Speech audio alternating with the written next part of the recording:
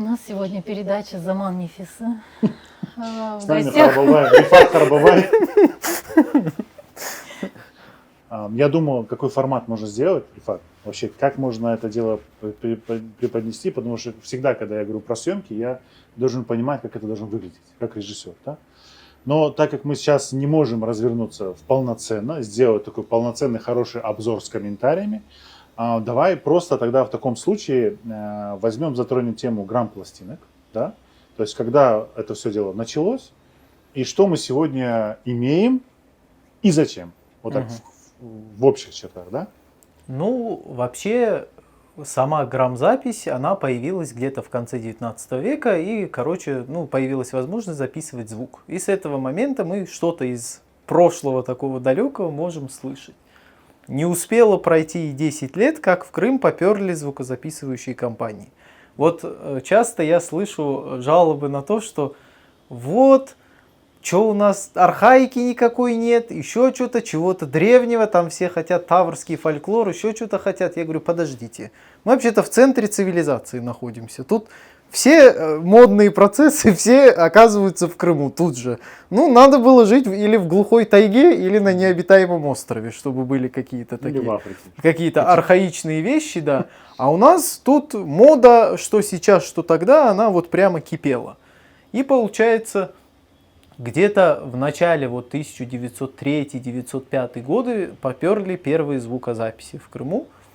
Тоже вещь эта неочевидная, она получается, мы этого всего не знали до недавнего времени, мы думали как, есть у кого-то дома пластинки, да, винил, вот там Реджепова, Февзи Алиев, Февзи Белялов, там, и думали, что вот это есть у нас, мы в Узбекистане до этого уровня доросли, а до этого у нас ничего не было. Фольклор был, из поколения в поколение устно передавался, и все.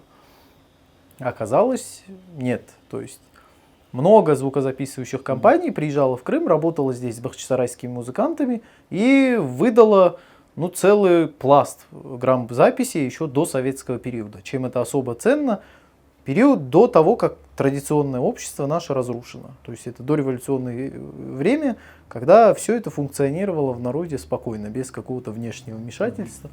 И вот это вот все мы потихоньку только начинаем раскапывать. То есть нам это все фактически явилось только благодаря интернету, потому что мы в музеях этого не видим, в Крыму в архивах мы этого не видим, где-то мы, чтобы прийти, нам показали, вот крымские татары там поют, 1905 год, такого нет. Благодаря интернету первое, это что сделали в 2013 году, французская библиотека Галика выставила свои архивы, там из их музея колониальной истории 15 пластинок с записями бахчисарайскими были опубликованы, оцифрованы. И уже здесь, в Крыму, тоже этим вопросом, когда я первую пластинку купил, дореволюционную, вместе с Джанло, мы до этого вообще не видели ни работ на эту тему, ни каких-то вообще, чтобы вообще где-то были, да, эти пластинки. Только знали, что вот это пате есть, как французская. И получается, вот так оно сегодня и находится. Вот если кто-то выставил на аукцион, там разобрали старый дом или из каких-то коллекционеров перекупили, вот тогда оно выходит. У меня вот есть пластинка, которую я не успел тогда купить, которая так и осталась висеть. Я не знаю, ее, по-моему, так никто и не купил, но обратно ее не перевыставили.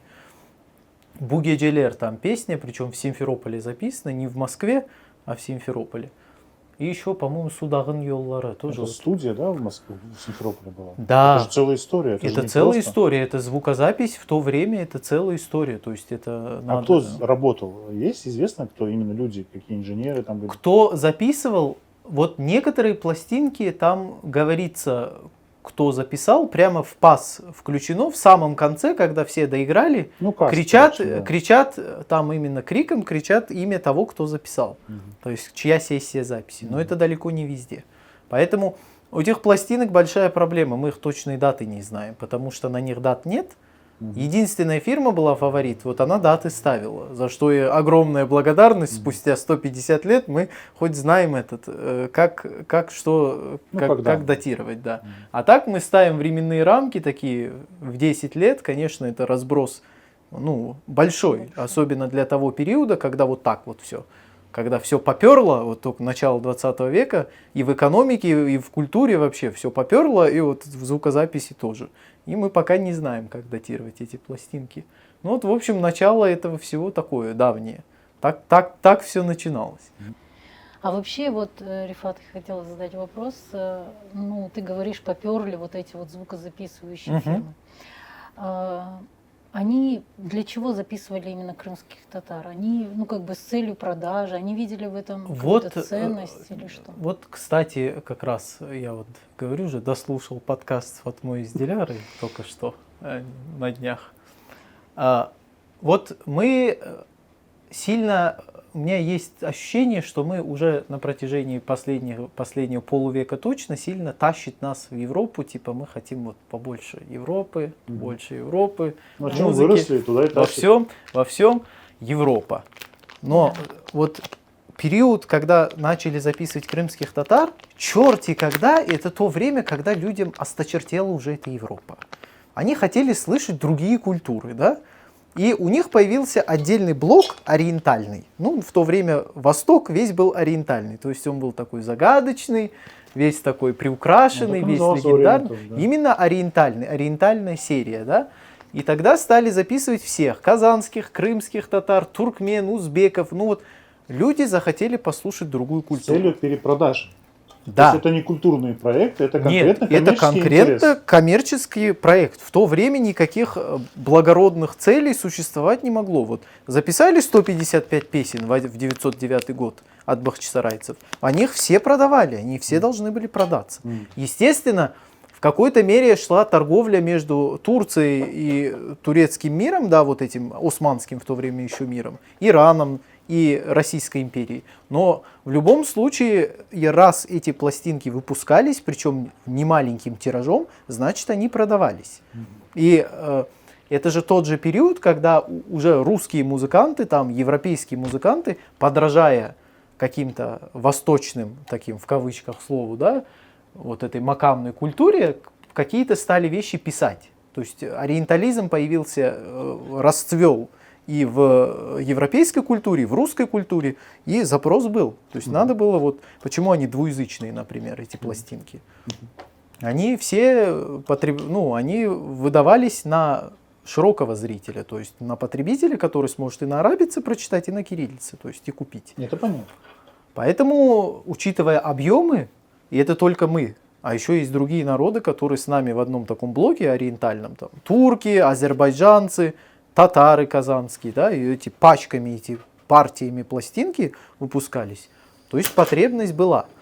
И в этом вопросе еще надо четко сказать о том, что вот сами крымские татары потребителями зачастую этого материала в то время не были. Потому что вот такой процент образованных людей, это еще надо граммофон себе купить, извините, где-то. И он, скорее всего, стоил дорого. Да. То есть вот из воспоминаний Сабриепты и Реджеповой мы знаем, что у них дома стоял граммофон, и она помнит даже песню оттуда, там, видимо, какую-то из этих записей, которую мы пока не нашли. И она играла. Из воспоминаний Рифата Аппазова, то есть доктора физических наук нашего, который физика, да, выдающегося, по его детским воспоминаниям он помнит, что у них дома стояла грампластинка, и они там слушали дореволюционные вот эти крымско-татарские песни. Но 95% нашего населения купить себе пластинку Ашруста, а зачем, а для чего и на чем ее вообще слушать? То есть это был больше такая, в случае нас, больше история распространения на другие народы, которые там могли это купить, послушать, как-то воспринять. И вот только спустя столько лет мы обратно стали вот потребителями этого продукта, который был произведен еще в начале прошлого века. А мы можем сказать, что, допустим, если наши, скажем так, так называемые простые люди, да, не имели доступа, да. Мы можем сказать, что наша культура, наши песни были популярны у других народов, и они действительно их слушали? Однозначно я могу это сказать. Вот опять к слову о том, что не всегда надо поддаваться тому, что насаждается, а иногда надо пробивать свое. Вот когда Спендиарян написал крымские эскизы, основываясь целиком на крымско-татарской музыке, он просто ее обработал для европейского оркестра, поменял размеры, это, вот эта его хайтармаха расубазарская, она ее знали на всей территории Российской империи, ее играли. Евреи из нее через 3 года после выпуска сделали себе танец, клезмеры. Они именно под нее танцевали. То есть вот этот вот... И Асан Рифатов в своей книге пишет, что эту же хайтарму играют в Азербайджане на другой размер. И они считают ее своей уже. Да, и та же история с Шуялтадан. Она же тоже туда попала, и она стала там Гирдем Ярн Бахчасна, и они ее тоже продолжают на сегодняшний день играть. То есть вот тогда, когда крымско-татарскую музыку так смогли немножко достать из народа и куда-то выдать, она получила свою популярность. Она пошла по территории Российской империи, это из того, что мы знаем. Может, она и дальше пошла. Но по каким-то признакам, учитывая вот какие-то вещи, да, там, например, в 20-е годы у евреев записана мелодия нашей хайтармы под названием «Еврейский танец». Ну, вот, значит, она им понравилась, и они ее быстренько освоили и стали играть. Значит, вот какой-то был тренд, да, какая-то мода, им понравилась. Но новая для их уха мелодия, и вот оно пошло. Ну, мы же, смотри, хорошо, но мы же сегодня песни Шакиры же не берем, не переименовываем их и не вводим в свой фольклор, условно говоря. Понятно. Это был период, когда авторские права еще не придумали. То есть Не в этом дело. Речь в ментальной штуке, чтобы Вот народ воспринял ее как свою. и это тоже есть. То есть в музыке должно что-то зацепить, чтобы оно было принято. Это вот почему, когда говорят, что у нас с турецкой музыкой прямо мы там обалденно похожи, я всегда с этим не согласен. Во-первых, турецкая музыка сильно грузит. Вот именно турецкая подлинная музыка, когда ее... Ну я это Народная музыка. не, Ритмически. она не меня грузит, я знаю, как ее слушать. Но я же знаю свою семью и своих стариков, когда они слушали турецкую музыку или даже наши произведения, сыгранные на с турецкими оркестрами, она реально, вот она такая свинцовая, она такая... Она готовит к бою, да? Она такая загружает, это связано с их как бы вкусом таким. Вот в Крым не все турецкое попадало и вот тут обрабатывалось. Ассимилировано. То есть некоторые вещи, когда наши услышали, они сказали, какой ужас, как это можно слушать. Да? А те вещи, которые у нас общие с турками, вот кто вообще когда-то хочет послушать, насколько разница есть, послушайте нашу Мечбуролдом Биргуле Сабриапте и турецкую. То есть турецкая это вообще где-то из другой планеты, только то, что текст там один и тот же, вообще они музыкально разные. То есть музыкально должна мелодия тоже быть близка к культуре, чтобы ее как-то обработать и как-то выдать. Поэтому клезмеры обожают нашу музыку. Еврейские клезмеры, они тащатся по нашей музыке. Там у меня запись есть 2003 или 2002 года. Там один из самых хороших клезмерских ансамблей играет наш халабалык. Она там у них татаришер лонга называется. Лонга это такой стамбульский жанр. Чистейший халабалык, они ее даже назвали татарская лонга, там татаришер лонга. Вот она у них, им близка. То есть они какие-то эти для себя улавливают и начинают их обрабатывать для себя. У нас потенциал в этом плане был, есть и будет. Просто мы сами, если мы сами себя загнали под плинтус, то кто вообще будет с нами? Да, как-то просто считаться? сегодня у нас же получается к своему вот этому традиционному исполнению какой-то архаизм какой-то. Вот отношение такое. Отношение такое, отношение свысока. Ну, это все потому, что сложно писать Вот кто на сегодняшний день может написать новое произведение по-крымско-татарски, чтобы оно звучало? Это большой вопрос. Вот чтобы оно звучало не по-еврейски, не по-болгарски, не по-армянски. Не по-бакински. Да, то есть у меня даже вот наши молодые исполнители, когда сталкиваются с вопросом, как им написать новое произведение, они начинают использовать европейскую систему, потому что она современная, она понятная. Угу. А потом задают мне вопрос, а почему мы азербайджанское узнаем сразу? Я говорю, да потому что там система есть, они знают, как сделать так, чтобы оно было по-азербайджански. А у нас никто в это не вникает. Это же вопросы музыкальной теории. Это надо... У меня об этом был разговор очень давно еще с Джамиля Кариковым. Я только хотел по нему сказать. Да, у меня был об этом разговор, когда я только начинал вот эту свою публичную деятельность в сфере этой музыкологии, мы с ним общались. Он мне тогда сказал, у крымских татар нет музыкальной теории. Никто не знает, как написать произведение по-крымско-татарски. По-азербайджански, если я умею читать ноты, я могу написать. Потому что есть работа Узеира Гаджибекова, которая называется «Зеленая книжечка», такая основа азербайджанской музыкальной теории. Там все расписано, лады, диапазоны, как это все друг с другом взаимодействует. Вот такая книга, которую ты прочитал и сидишь так, напишу произведение в макаме, там, я не знаю, сигях, и сидишь, пишешь себе. А у нас мы до сих пор к нашей музыке подходим с позиции европейской музыкальной теории. Ну, как можно подходить к тому, что основывалось, это как, я не знаю, ну, то есть изучать Хансарай с позиции Версаля. Ну, это вообще разные вещи.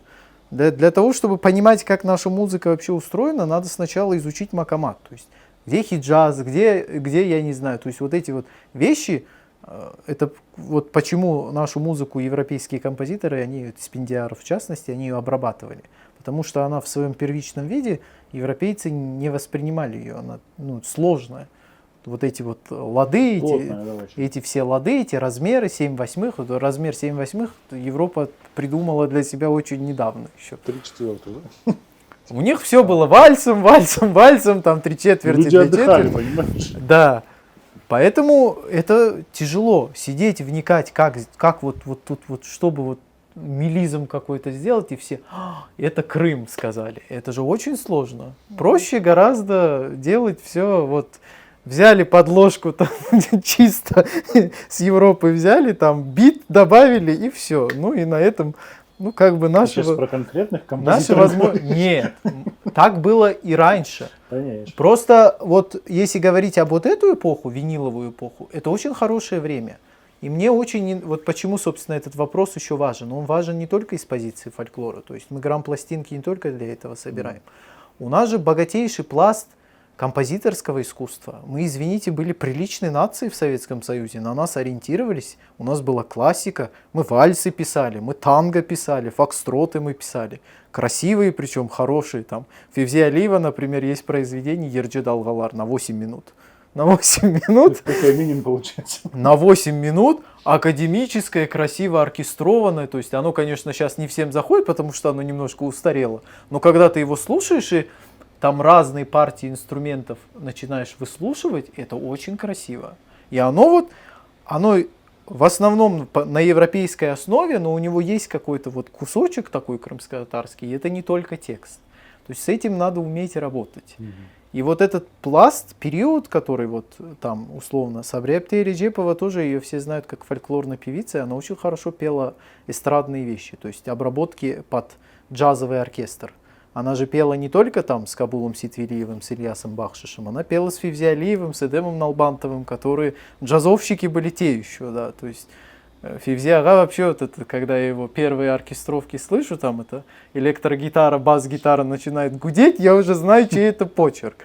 Но это не сегодня и не вчера придумано, это все было и тогда.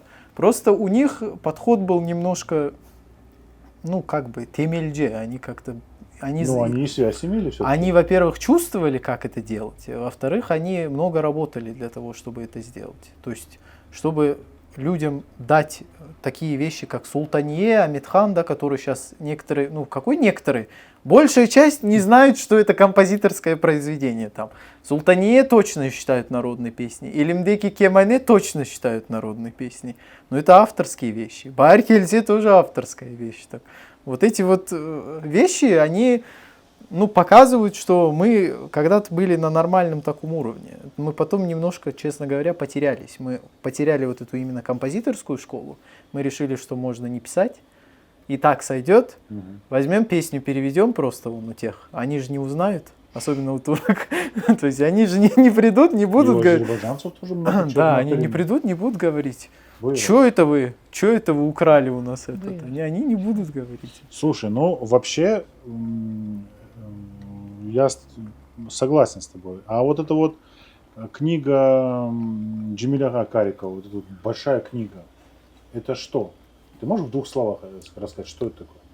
Джемиль Ага Кариков собрал весь материал, ему доступный материал, который был, и издал ее под одной книгой.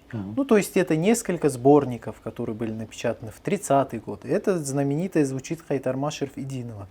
И небольшой кусочек там, то, что для меня лично особо ценное, это Иляи. То есть там расшифровки, которые записаны были исполнения стариков, когда они еще были живы, вот эти иляи там вот включены отдельно, это очень неизученный жанр у нас.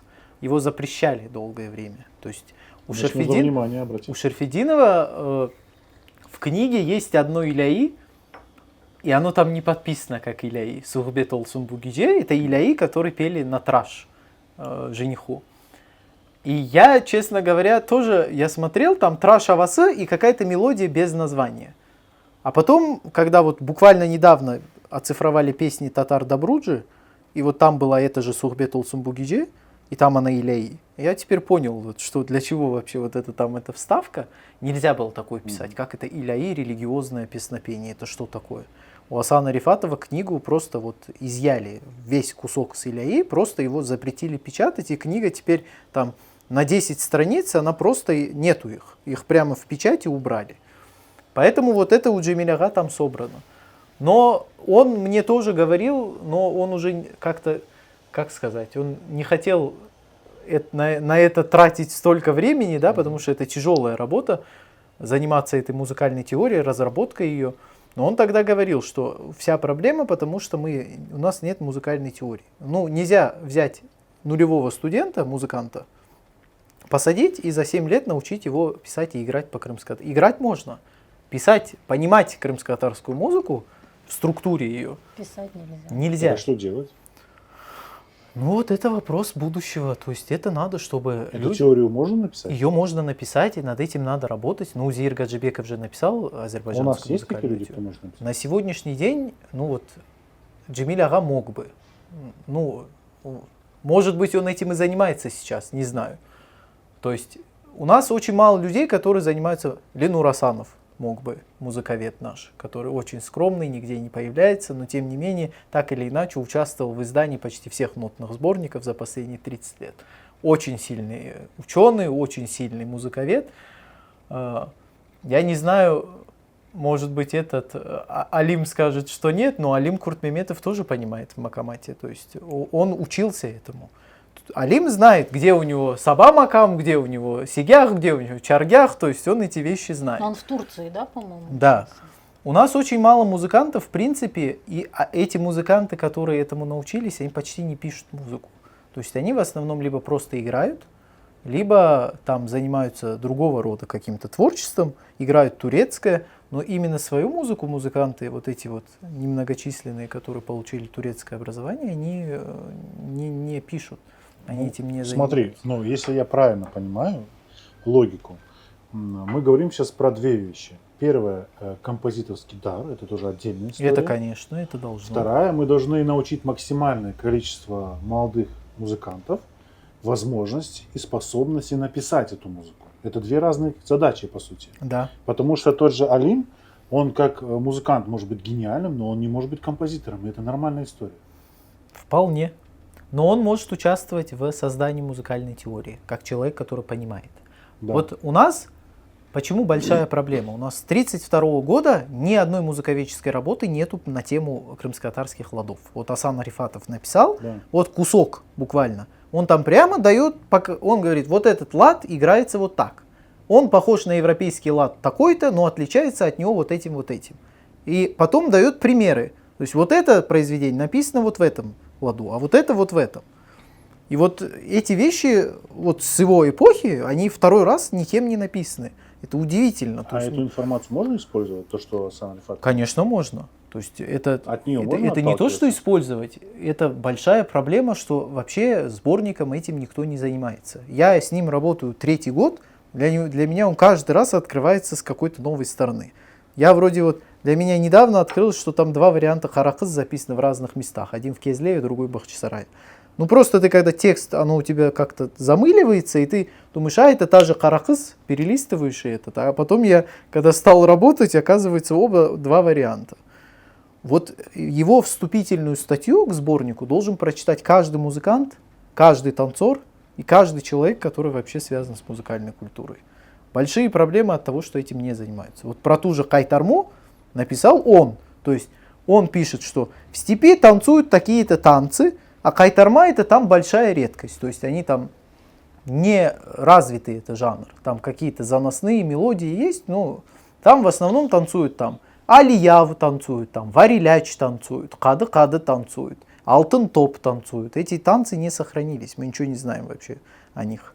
Есть мелодии, которые он написал и все, записал, и больше нету ничего.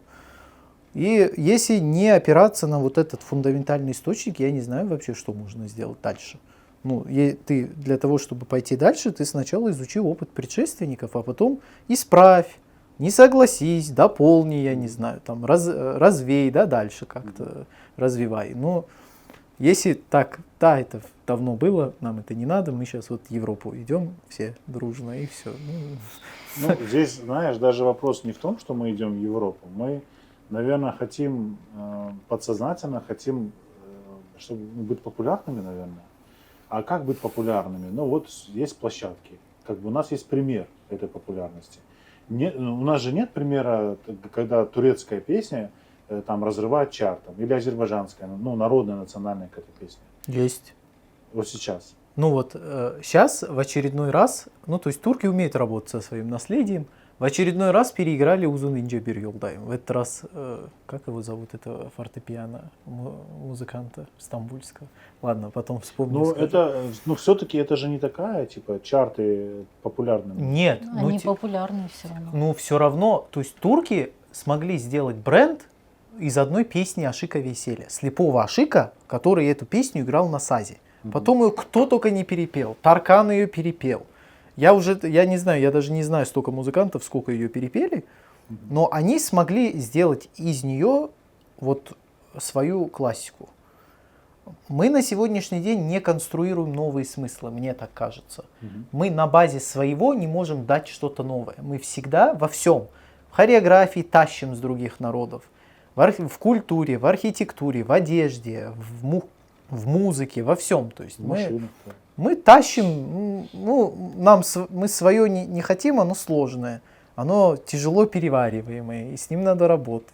Думаешь, из-за этого? Когда ты, Да. ну, то есть, ты увидел, в Азербайджане выстрелило. Ну, думаешь, так, я тоже так сделаю, здесь тоже зайдет, что, куда-нибудь там, на тусовку какую-нибудь зайдет, там вот сделаю, нормально пойдет. Ну, мне немножко обидно за то, что я знаю, какой был потенциал у крымских татар. То есть мы на сегодняшний день не задумываемся о том, что вообще-то наш джаз в свое время повлиял на узбеков. И то, что узбеки до сих пор некоторые, я недавно буквально это открыл для себя, они там у себя кайтарму играют. В джазовой обработке, в той, которой ее выдавали Фивзи Алиев в то время, Эдем Налбандов в то время, да, то есть вот какое-то качество было такое, что оно у них там раз и пристроилось так вот. Они в своем репертуаре еще держат эту мелодию. Клезмеры играют нашу кайтарму на сегодняшний день. И у нас, ну, реально были качественные треки. Вот в эту эпоху, в 70-е, 80-е, во-первых, катали авторских песен, это невероятное множество. Это по 30 песен в год. Ну, то есть, представьте, да, и это не, ну, как бы, при всем уважении, это не взять старый мотив там и наложить бит. Или там сделать просто бит без всякого мотива, да. Это люди сидели, работали, писали партитуры, создавали произведения, потом искали себе вокалиста, который сможет это произведение выдать. Да, и делали вот эти пластинки там. Композитор Фивзи Алиев, пластинка. Да. Все его авторские произведения. То есть там 20 их, 30. На сегодняшний день, наверное, несколько сотен у него авторских произведений, и он до сих пор пишет, насколько я знаю. Больше 200, по-моему, да? Да, вот, то есть человек вот пахал для того, чтобы там что-то качественное выдать. Мне очень нравятся те вещи, которые Зарема Ханум пела в молодости, например, вот эти вот ее Акан Сулар, тоже классикой ставшей, но это же прекрасная вещь. Ты ее слушаешь, она, вот слушаешь советскую попсу, да, эстраду того периода, и она на уровне, она вот как-то держится, и по части музыки, даром, что у нас никакого не было финансирования. Пробиться в эти студии звукозаписи было тяжело неимоверно. И то вот мы как-то, ну, держали марку. А потом как-то вот сюда приехали, вот это вот все, ладно, той бар башка керекми, писать не надо, ну, вот это вот делать ничего нового не надо, можно пользоваться тем, что сделали другие, и как-то вот эта культура, она заглохла. И вот мне кажется, что если вот это грамзаписи, грампластинки, вообще вот эти авторские произведения, это же отдельная история. Вот мне что не нравится, у нас все сваливают в фолк. Вот, то есть берут старую запись, и все это фольклор, это старье, это фольклор. Что такое фольклор? Фольклор А ну, расскажи.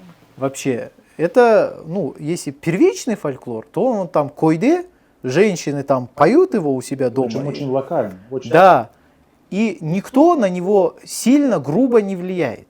Если мы возьмем бахчисарайскую городскую культуру, это, конечно, фольклор, но это другой фольклор.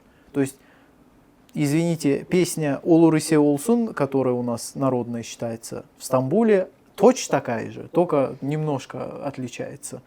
«Сыра-сыра джезвелер» я уже молчу вообще. «Рампи-рампи» вообще неизвестная. Она была у нас или Цабриапте ее внедрила, так умело в народ. Потом, ну, таких песен, их не то, что, их, наверное, несколько сотен, да, которые, опять же, о чем это говорит? Все тренды мировой столицы, которая тогда считалась модной, они здесь были. Музыканты, я не знаю, как это в то время происходило, но это тоже надо было уметь. То есть в Стамбуле что-то поют, мы тоже должны петь. Мы же современные, модные, 1905 год условно, да? Нам что, одно и то же, что ли, петь? Сейчас заказчик поменялся, вкус поменялся. Надо что-то в Стамбуле так подсмотреть. А как они подсматривали, ездили туда? Вот да? это мне до сих пор непонятно. То есть, вероятнее всего, в то время же границы открыты были. Кто-то туда-сюда ездил. Нет, но, лодки постоянно ходили. но это тоже надо уметь как бы выбрать какое-то качественное произведение. Во-первых, его надо спеть так, чтобы местным публике, Записать, местной там услышать, местной записать. публике понравилось. Это Да. надо снять на слух в конце-то концов, Да. выучить текст. Да. Но это тоже работа. Это тоже фольклор. Чын в степи это фольклор, мане это фольклор, элимдеки кемане тоже фольклор. И вот это вот все один и тот же фольклор. И мы в это время забываем, что есть еще отдельный фольклор. Это для такой элиты национальной, оджалар, моллалар, да, у которых была вообще своя история. Они там С народом не мешались. они там музицировали, во-первых, на других инструментах, использовали саз, сантер и пели вообще другие вещи. Помимо этого есть дестаны, которые вообще отдельная история, да? И тут берут вот это все. Ну это же все фольклор, вот это, этот казан, все туда вывалили, а потом, что, как, какой-то... У нас, в конце концов, в советское время тоже был фольклор. У нас на украинские и русские мотивы очень хорошие частушки сочинялись, иногда и не очень приличные. Это же тоже фольклор, но это другое немного. Вот это все надо как-то для начала в голове у себя выстроить. Вот у турок в этом плане очень все правильно сделано. У них есть Türk-Halk-Müziği, народная музыка, которую искажать нельзя. Вот ты пошел учиться в консерваторию на Halk-Müziği, Да. вот тебе там дали саз, вот ты на нем и играй, пожалуйста, так, как у нас принято. Гитару не трогай. Да, а если ты пошел на Türk-Sanat-Müziği, пожалуйста, хоть что делай, Только сас не трогай. бери, делай обработки, бери, делай это, и от тебя уже никто и не ждет, что ты будешь сидеть и играть как весель. Ну, то есть ты говоришь, мен санат музейінде окудум, и все, понимаешь? Дурачок. Ну вот да. То есть я могу вам обработать, могу там приджазить, могу еще что-то Как сделать. собачьим сердцем. А если вам надо Халк-музей, вон, пожалуйста, вон там оркестр есть целый при институте, который будет вам играть от начала и до конца, и с 12 века начиная. У нас вот это харма хороших все. Так, в итоге эти пластинки нам вообще, что они нам дают вот сейчас?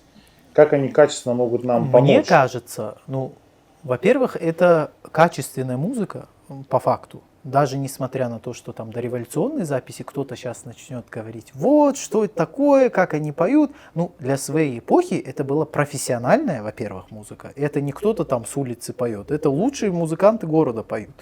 Во-вторых, это была качественная музыка, то есть она была востребована. Понятно, что с течением времени более приятное нынешнему уху стало звучание, потому что как-то академически стало это все подкручиваться, да? Во-вторых, это же бесконечный материал для творчества. То есть, условно, если там есть песни авторские или фольклорные, или которые никто не исполнял, никто не знает, кто-то ведь может со старой записи услышать и использовать ее, как, например, идея, да, у Фатмы Тата. То есть это запись, которая была в 80-е годы сделана с исполнительницей Мунивер Алиевой, которая начинала в Крыму на радиокомитете. Она тоже профессиональная певица, она здесь пела на радиокомитете. И она вот уже Картайганда, когда ее уже как живого классика привезли на запись, она уже, конечно, оторвалась. Вот это я вот знаю ее молодой, когда она ровно, красиво таким голосом нежным, мягким пела. И вот эта запись, где ей уже хорошо за 70. Терять нечего. Где ей хорошо за 70. И она там уже гонгольден как идет, так и поет, и так это все вот прямо тебя хватает сразу. И ты вот не можешь остановиться, пока все до конца не послушаешь. Вот, то есть, эта запись стала такой отправной точкой, чтобы Фатма Тата написала свой трек, очень популярный, очень красивый, очень правильно сделанный. И язык там красивый, и трек красивый, ну, то есть все там сделано правильно. Завтра какой-нибудь вот условно человек, ну, захочет почерпнуть что-то из своей культуры для своего дальнейшего творчества. Он может обратиться там, если он хочет что-то более академически классическое, он там может послушать авторские произведения 70-х, 80-х, которые там, ну, были такие не попсовые, не джазовые. Захочет джаз, послушать джаз Эдема Налбантова. То есть у Февзи Алиева есть очень качественные произведения, там интермеццо, например, там какие-то вообще просто, которые он сам написал. И вот это источник. Это источник, когда мало откуда брать, они не будут брать у нас. Когда это недоступно, никто не будет искать. Надо вот сделать, в руки дать, сказать, вот, пользуйтесь. Ну, кому-то, в принципе, это и будет хорошим шагом. Да, дальше. ну то есть, когда ты людям дал, вот условно там, был такой портал, на котором я вырос, Crimean Music был такой. Был. Я не знаю, зачем его удалили, очень жалко, что его удалили. Его удалили, в ВК была группа, большая-большая. Сколько я там для себя почерпнул знаний языка, знаний пения. Я на всех песнях, которые там публиковались, я просто рос.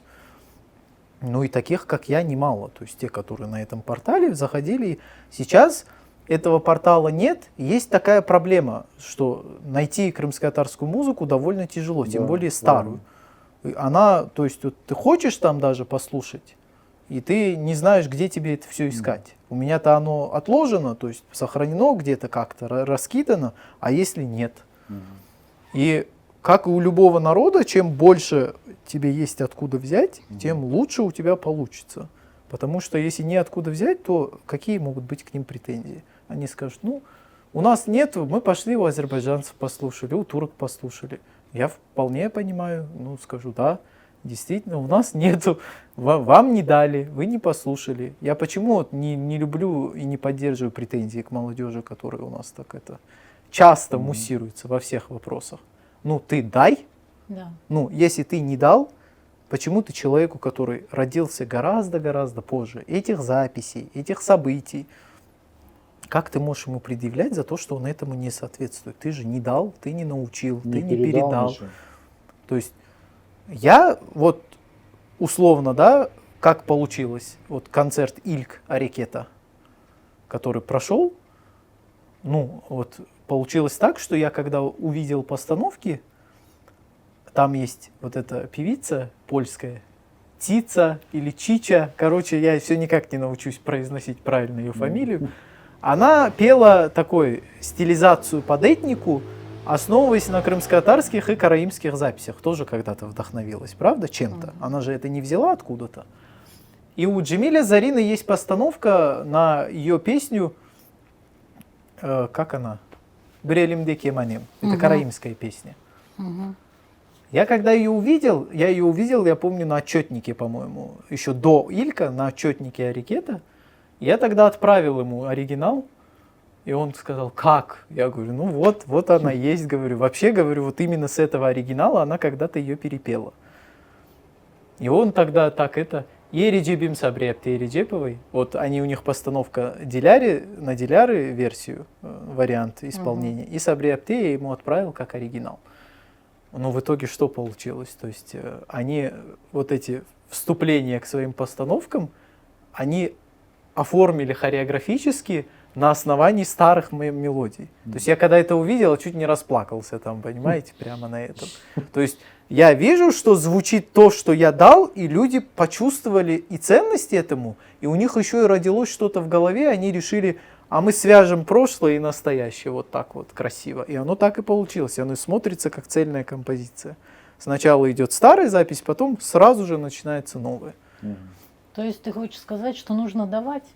Давать Давать, надо. Давать, делиться. отдавать все, что есть. Делиться информацией, Да. делиться пластинками. А мы можем вообще сделать такое объявление, я не знаю, такое вот предложение сказать, что если у кого-то есть дома какие-то пластинки, Сейчас Рифат расплачется, подожди. они могут как-то связаться с тобой и хотя бы, чтобы ты сделал оцифровку этой Да, пластинки и вернул. да, если есть какие-то архивы, могут связаться, показать там. Есть вот уже после феста мне написали, я увидел пластинку в Сане, маленькую. Я думаю, ничего себе, я такую не видел. Надо посмотреть, что там. Конечно, если они зачастую сейчас носителей нет, на которых они проигрываются. Хотя все вы, наверное, заметили, что революция опять началась винила. То есть сейчас опять стало модно ставить себе проигрыватель и слушать винил. Но тем не менее, если вот есть действительно какие-то пластинки, даже если вы их там 300 тысяч раз видели, все равно сообщите об этом, потому что может быть, что именно вот эта пластинка сохранилась лучше всего, и она лучше всего оцифруется. Такое тоже бывает, что 10 пластинок, там 9 брак, одна хорошая, ее же можно оцифровать в MP3. И, конечно, если передадут на оцифровку или передадут в дар, чтобы мы показывали людям, другим, это только за. Я очень благодарен буду. Сау, Рифат. В общем, будут нам писать, обращаться, мы на тебя. Теперь ты ответственный за это мероприятие. А вообще, какая твоя цель конечная вот этих всех исследований? Ну, именно грамзаписи я хочу сделать базу хорошую. Чтобы это был либо сайт, либо какой-то этот ресурс такой, чтобы там все по периодам было раскидано. Вот так. Энциклопедия, да? Да, то есть ты хочешь, вот тебе надо, ты идешь, слушаешь, вот тут джаз, тут эстрада, тут поп, тут дореволюционные записи, тут советские. Вообще у нас очень приличные были советские марши, если что. Они, конечно, были советские, но они были очень прилично написаны. Это же тоже пласт истории. Конечно, его и никто и не изучает. Вот якобы Советский Союз. Ну извините, у Тура Аркардаш очень красивая мелодия. Да, там текст советский, но она вот хорошо написана. Ну, она слушается очень даже неплохо. Да. Это помимо того, что были еще очень-очень многие произведения, и они писались, кстати, на стихи поэтов. А кто у нас сегодня пишет тексты для того, чтобы их спели? Или кто берет какое-то произведение поэтическое и на него пишет музыку? Этого ведь тоже не хватает. Вот азербайджанцы взять, вот есть такой Сами Юсуф, он из иранских азербайджанцев, у него оркестр там человек на 200, играют чисто на восточных музыкальных инструментах. У него есть произведение «На-семи» называется. То есть они там поют. Оно мне сразу понравилось, когда я его услышал, но когда я узнал, что это вообще-то стихи азербайджанского поэта 13 века, он просто взял стихи и написал музыку, и оно пошло там на 60 миллионов просмотров, и это еще далеко не предел, да, и гастролирует по всему миру. В последнем своем этом гастроли у него были француженка пела макамом, вот этим горловым, иранским, азербайджанским макамом. Я обалдел. Светлая, белая сидит с голубыми глазами и поет, ну чисто. Вот, то есть он может научить. Вот, то есть он может дать человеку другой культуры, как петь по-нашему. А мы на сегодняшний день не можем. Вот, у нас есть куча народных произведений, кстати, о фольклоре, да, на стихи различных поэтов прошлого. Это и турецкие султаны, это и Юнус Эмре, это и Ашкумер. То есть «Мени де Гамдан Азатейле» песня фольклорная. По факту это стихи Ашкумера. Просто наш народ их с течением времени донес до сегодняшнего дня. Вот в таком исполнении, то есть мы не знаем, они так пелись в его время или нет, но тем не менее мы стихи вот эти в песне донесли, это тоже фольклор. Это не одно и то же, что чың где-нибудь на гулянке, и вот эти вот произведения из ашикской поэзии, которые вышли. Почему нам сегодня не взять, я не знаю, там, стихи классиков прошлого века, стихи классиков 17 века, да, ну и не написать какие-то произведения. Но мы до этого не доросли, не дотягиваем мы вот осознанием своим, что можно так делать, можно пробовать, можно начинать. Нам простой путь, он гораздо-гораздо ближе. Но вот если когда-то появится, скорее всего, когда-то это случится, появится база, я хочу, чтобы каждый мог с ней работать. Потому что я всегда это говорю, это все не мое. Это не то, что я себе там взял, дома положил и сижу, горжусь тем, что это мое. Это наше. Ну, то есть, я единственное, что делаю, и в чем вижу свою миссию, в том, чтобы вот это наше опять нам же отдать обратно в руки. Вернуть. Да, вернуть, потому что нас вот так грубо над нами издевались, начиная с 20-х годов прошлого века, усиленно, а до этого еще сколько времени. И мы в этом мире большом так потерялись, и сейчас задаем себе вопросы часто, а кто мы вообще такие? И вот это одна из тех вещей, которые вот можно дать обратно в руки и сказать, а вот вы. А будут они пользоваться, не будут пользоваться, это уже их дело. Вот каждого автора в отдельности. Но я вижу, что пользуются. То есть даже те, кто сегодня пишут, им интересно, они хотят делать это в своем звучании, но хотят обращаться к наследию. Но это естественное желание и вполне нормальное. То есть у всех есть такое желание, просто не у всех есть возможность. Сау, Рифат. Сізде сау.